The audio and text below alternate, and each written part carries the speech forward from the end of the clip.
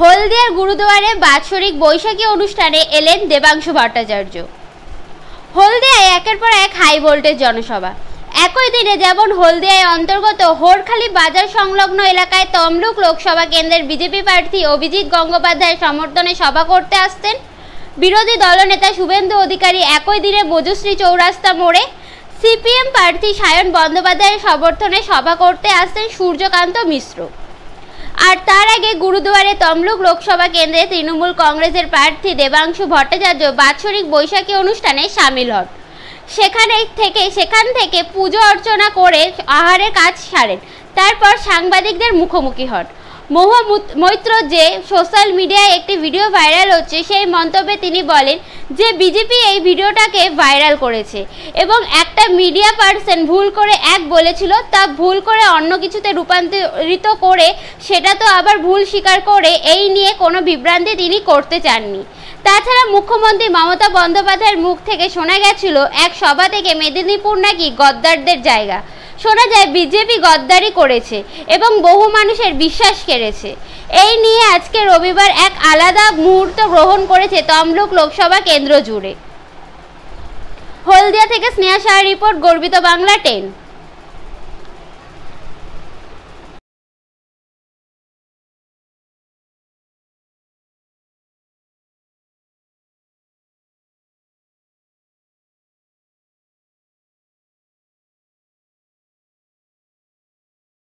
দাদা, কৃষ্ণনগরে লোকসভা কেন্দ্র থেকে তৃণমূলের প্রার্থী হয়েছেন মুহম্মদ, আর তিনি প্রচারের কাজে গিয়েছিলেন। সে মুহূর্তে সাংবাদিকরা বলে এত গরমের মধ্যে কিভাবে প্রচার সারছেন।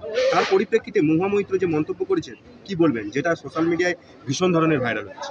উনি ডিমের কথা বলেছিলেন, এগস, তার এই কথাটাকে বিকৃত করে অন্য কিছু করা হচ্ছে। এটা পরবর্তীকালে যে সাংবাদিক সে ইন্টারভিউ নিয়েছিল তিনি তার টুইট করে বলে দিয়েছেন উনি আসলে কি বলেছিলেন। আসলে ভারতীয় জনতা পার্টি তো এডিট করতে সিদ্ধহস্ত এবং ফেক প্রচারটা তো তাদের অন্যতম একটা বড় হাতিয়ার। ফলে মিথ্যা প্রচার নিয়ে আর কী বলবো, যে ব্যাপারটা বাস্তবসম্মতই নয় সেই বিষয়ে তার কিছু দ্বিতীয় কথা হয় না। আচ্ছা, মুখ্যমন্ত্রী মমতা বন্দ্যোপাধ্যায়ের একটা মঞ্চ থেকে শোনা যায় মেদিনীপুর গদ্দারদের জায়গা। আপনি তৃণমূল একদমই বলেননি মমতা বন্দ্যোপাধ্যায়। মমতা বন্দ্যোপাধ্যায় বলেছেন যে অভিষেক বন্দ্যোপাধ্যায়ের হেলিকপ্টারে যখন আইটি হানা হয়, মমতা বন্দ্যোপাধ্যায় বলেছিলেন অভিষেক যখন হলদিয়া যাচ্ছিল গদ্দারের জায়গায় মানে হচ্ছে গদ্দারটা যেখানে থাকে সেই জায়গায়। তার মানে এটা নয় এখানে যারা থাকে তারা গদ্দার। কথার অনেক রকম মানে। একটা গ্লাস হাফ খালি আছে, আপনি সেটাকে হাফ খালি বলতে পারেন, হাফ ভর্তি বলতে পারেন, আপনার দৃষ্টিভঙ্গিতে যেটা আসবে। যার মানসিকতা যেরকম সে সেরকমভাবেই দেখবে। কিছুদিন আগে আপনি নন্দীগ্রামে গিয়েছিলেন, সম্ভবত কালীবাড়িতে জনপ্রচার করতে যান আপনি। হ্যাঁ, সেখানে চোর স্লোগান সহ কিন্তু জয় শ্রীরাম যে স্লোগানটা, তার পরিপ্রেক্ষিতে আমরা অভিজিৎ গঙ্গোপাধ্যায়ের কাছে গেছিলাম, প্রাক্তন বিচারপতি।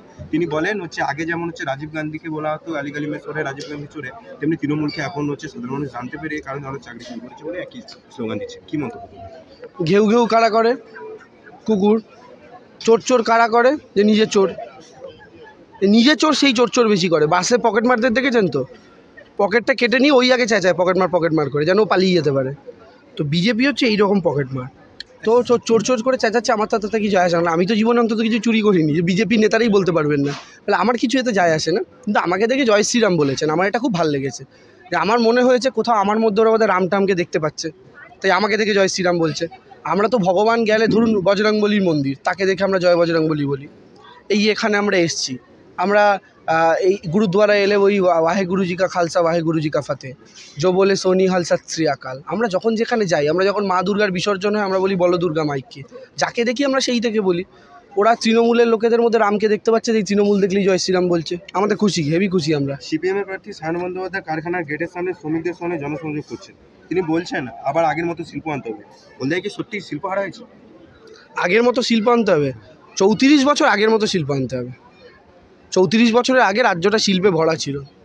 এই 34 বছরের সরকার এলো, বন্ধ, হরতাল, চাক্কা জ্যাম, এই স্ট্রাইক ওই স্ট্রাইক করতে গোটা রাজ্যটাকে শেষ করে দিল।